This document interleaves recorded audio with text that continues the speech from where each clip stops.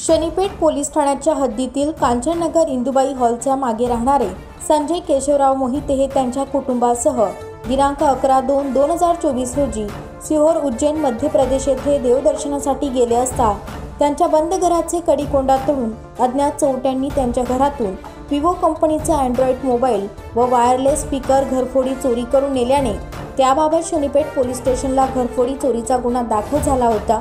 म्हणून पोलीस अधीक्षक doctor Maheshwar Reddy, upper police अधीक्षक श्री अशोक नखाते,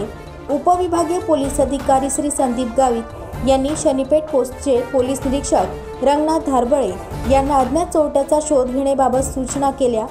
त्यानुसार पोलीस निरीक्षक धारबळे यांनी PSI योगेश ढिकले,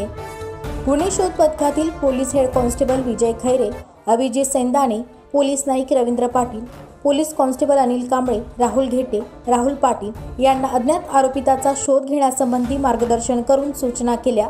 सदर पथकाने तपास चक्र फिरवून 6 तासाच्या आत संशयित शुभम दिलीप सोनवणे राहणार प्ले सेंटर कांचननगर जळगाव व एक विधी संघर्षित बालकास ताब्यात घेऊन त्याची चौकशी व पोलीस खाक्या दाखविल्या असता सदर संशयितांनी गुन्हा केल्याची कबुली देत गुन्ह्यातील मुद्देमाल काढून दिला आहे। सदर गुन्ह्यात शुभम दिलीप सोनवणे यास अटक केली असून त्यास माननीय न्यायालयाने 1 दिवस पोलीस कस्टडी दिली असून गुन्ह्याचा पुढील तपास police head constable Vijay Khaire हे करीत आहे।